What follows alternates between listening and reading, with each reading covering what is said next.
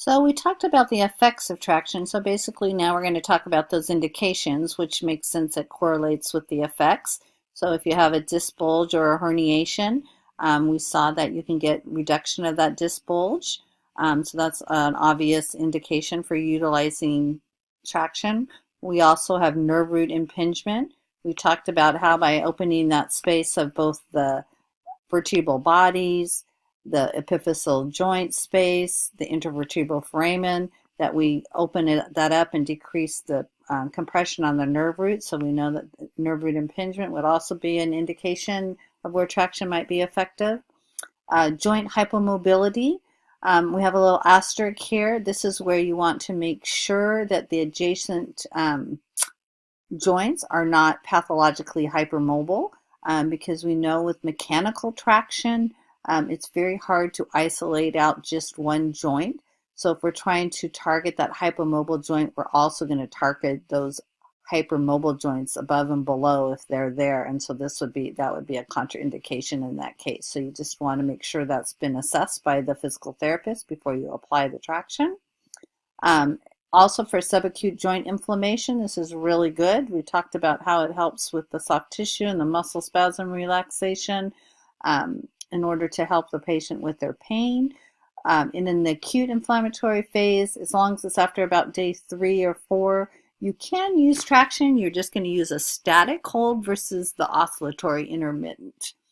We also can use this to help with decreasing paraspinal muscle spasms and subacute pain. So this is just showing you a few different ways that we get nerve root compression.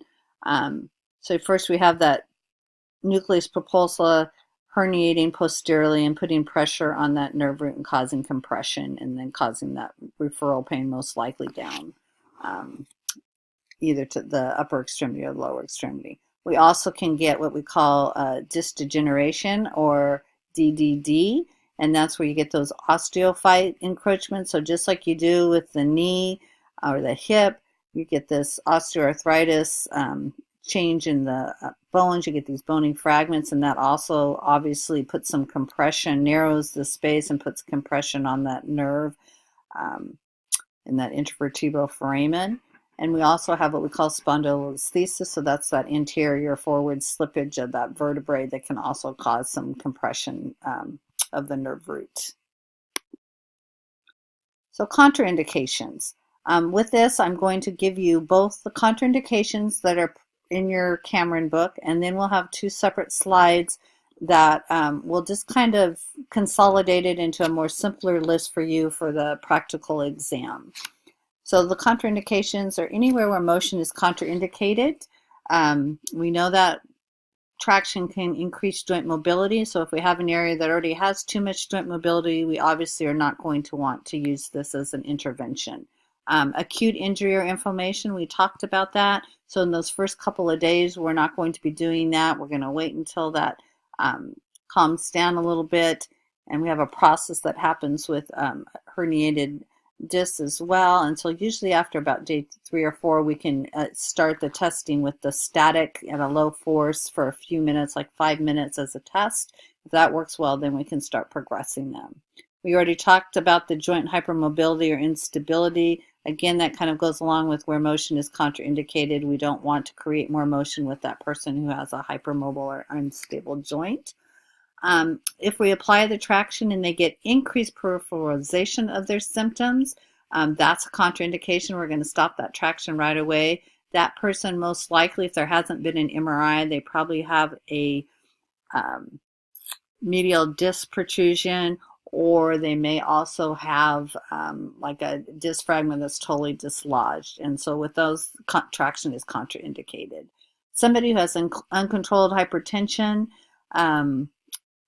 a pregnant person, you want to think about with pregnancy, not only for the lumbar spine, where obviously the belt is going to be restrictive to that abdominal area, but also during pregnancy, due to the elastin that's released and the relaxin, their joints become much more hypermobile, and so we're not going to want to facilitate more instability in that area during pregnancy. So that's a contraindication, both with cervical and lumbar spine.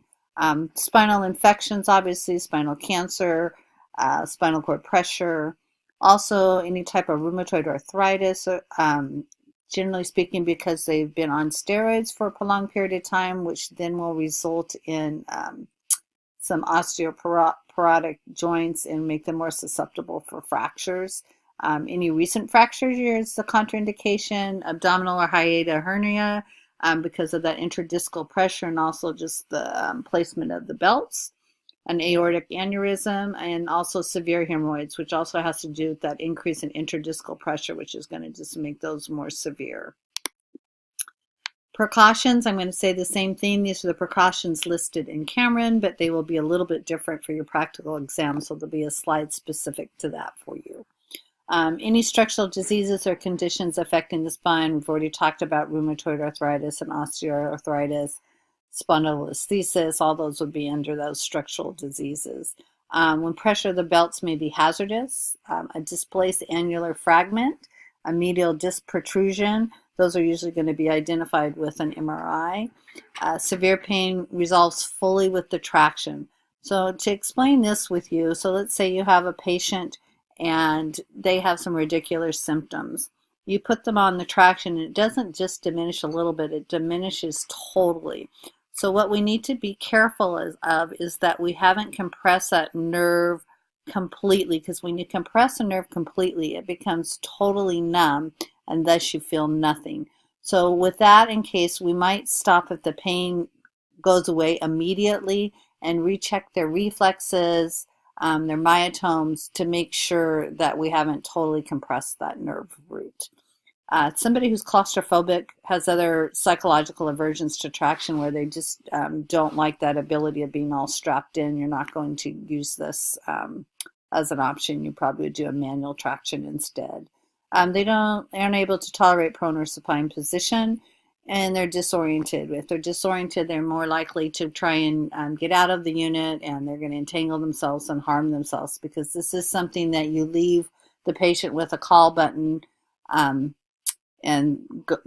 they'll be there by themselves. So you don't want to do that with somebody who you feel isn't going to be safe. You'd probably do a more manual traction where you're there with them the whole time.